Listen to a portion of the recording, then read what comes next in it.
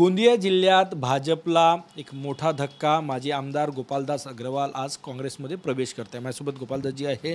Sir, तुमची घरवापसी होत आहे। काँग्रेसचे आमदार राहिलेले आहे, तुम्ही यापूर्वी जिल्ह्यात काम केलेलं आहे। कसं बघता आजच्या पुन्हा घरवापसीबद्दल? आजचा हा जो कार्यक्रम आहे तो आमच्या सर्वांच्या काँग्रेस जनांच्या आनंदाचा सोहळा आहे आणि 5 वर्षापूर्वी मोठ्या अपेक्षेने आपण या क्षेत्राच्या विकासासाठी आणि विकासाची हमी घेऊन मी भाजपामध्ये गेलो, पण आमच्या इथल्या भाजपाच्या कार्यकर्त्यांनीच भाजपाला पराभूत करण्याचं काम केलं। तरी पण मी मागच्या 5 वर्षामध्ये इमाने एतबारी भाजपाच्या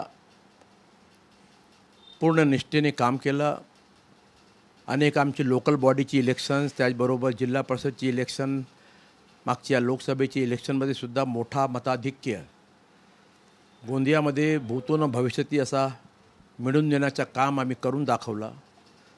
तरी पण मागच्या 5 वर्षामध्ये मला भारतीय जनता पार्टीमध्ये माझ्याप्रती विश्वास आणि सहकार्याची भावना खूप कमी दिसली आणि त्याचबरोबर आमचे जे माझ्यासमोर उभे झालेले बागी आमदार आहे त्यांना भाजपा सरकारची भाजपा शिंदे सरकारची पूर्ण साथ मिळत आहे आणि त्या दृष्टीने मला असं वाटतं की या क्षेत्रामध्ये फक्त लूट सुरू आहे। कोणताही एखादा चांगला उपक्रम या क्षेत्रामध्ये सुरू झाला नाही। एकही आमचे सिंचन प्रकल्प 90-95% आहे, तरी पण त्याला पूर्ण चालना देण्याचं काम झाला नाही आणि या दृष्टीने आज मला काँग्रेसमध्ये घर वापसी करत असताना खूप आनंद होत आहे। तुम्ही इथनं आता काँग्रेसच्या तिकिटावर विधानसभा निवडणूक लढणार आहात का? नाही, माझी एकच हट्ट आहे की गोंदियाहून काँग्रेसने लढलं पाहिजे। महाविकास आघाडीच्या सर्व घटक पक्षांनी या गोंदियामध्ये आपली सीट आली पाहिजे, या दृष्टीने काँग्रेसला उमेदवारी दिली पाहिजे आणि मी पण त्यामध्ये टिकटार्थी राहणार आहे। पक्ष जो निर्णय करतील तो मला मान्य राहील। तुमचं जेव्हा काँग्रेसशी बोलणं झालं तेव्हा काही शब्द दिला होता की विधानसभेत तुम्ही लढणार आहात, कारण की तुम्ही इथलं प्रतिनिधित्व केलेलं आहे? नाही साहेब, मी मागच्या 5 वर्षापूर्वी माझ्यामुळेच काँग्रेसला एक मोठा धक्का आमच्या विधानसभा क्षेत्रामध्ये, त्याचबरोबर आमच्या पूर्ण गोंदिया जिल्ह्यामध्ये लागलेला आहे। त्या दृष्टीने पुन्हा जेव्हा मी येत असतो तर याचीसुद्धा खात्री मी खरगे साहेबांपासून तर नानाभाऊपर्यंत सर्व आमचे ज्येष्ठ नेत्यांकडून घेतली आहे की गोंदियाहून कोणत्याही परिस्थितीमध्ये काँग्रेस ही निवडणूक लढणार। उमेदवार कोणीच असो, पण कमीत कमी या क्षेत्रातून, कारण हा क्षेत्र गोंदिया विधानसभा क्षेत्र काँग्रेसचा बालेकिल्ला आहे। सर, तुम्ही म्हणताय काँग्रेसचा बालेकिल्ला आहे, परंतु 2019ला जेव्हा तुम्ही काँग्रेस सोडून भाजपात आले होते तेव्हा भाजपचं वारं महाराष्ट्रात होतं। आता महाविकास आघाडीचं वारं आहे, कारण की लोकसभा निवडणुकीचे निकाल तसे आलेले आहे। पण लोक अपॉर्च्युनिस्ट म्हणणार नाही या सगळ्या पक्षप्रवेश? असं आहे की मी कोणत्याही दुसऱ्या पक्षामध्ये जात नाही।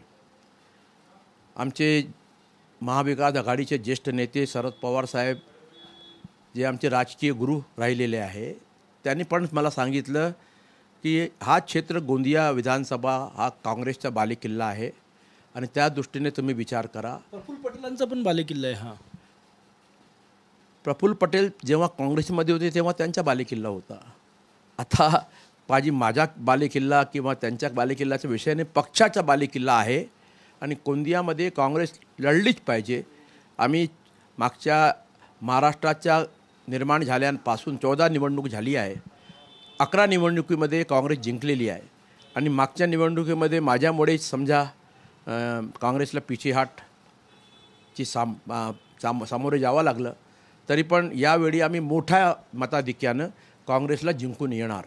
शेवटचे 2 प्रश्न। पहिला प्रश्न की अशी शक्यता आहे की तुम्हाला काँग्रेसकडून उमेदवारी मिळेल आणि विनोद अग्रवाल भाजपचे उमेदवार असतील, त्यांच्या विरोधात तुम्हाला ही विधानसभा निवडणूक लढायची आहे? आता जे सिटिंग आमदार आहे भाजपकडून लढतात की एकटे लढतात ते मला माहीत नाही, पण माझी जी उमेदवारीचा विषय आहे तो काँग्रेसचा हायकमांड निश्चित करेल। आज शक्ती प्रदर्शन आहे काँग्रेसचं प्रफुल्ल पटेलांच्या गडामध्ये आज काँग्रेस शक्ती प्रदर्शन करते. काँग्रेसच्या शक्ती प्रदर्शन करण्याची गरजच नाही. काँग्रेस जनजनमध्ये रुजलेली पार्टी आहे आणि काँग्रेस पक्ष हा मोठा पक्ष आहे आणि आज सर्व काँग्रेसच्या कार्यकर्त्यांमध्ये खूप आनंदाचा वातावरण आहे. आपण बघणार की गोंदिया भंडारा जिल्ह्यामध्ये एक आनंदाचा वातावरण आणि लोकांमध्ये खूप जोश निर्माण झालेला आहे आणि त्याचीच एक सुरुवात आमच्या काँग्रेस पक्षाची नाना भाऊच्या होम डिस्ट्रिक्टमधून करावी. काँग्रेसच्या म्हणजे काँग्रेसच्या निवडणुकीचा श्री गणेश गोंदिया जिल्ह्यातून व्हावा या प्रकारची सदिच्छा मी नाना भाऊला सांगितली होती.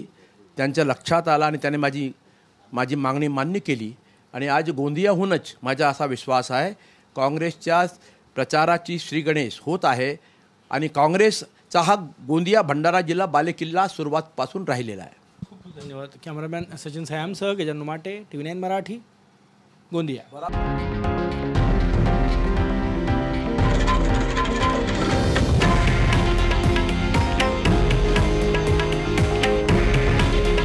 हे आहे देशातील नंबर 1 न्यूज नेटवर्क आणि आपण पाहत आहात TV9 मराठी. काळजी तुमची, हित महाराष्ट्राचं.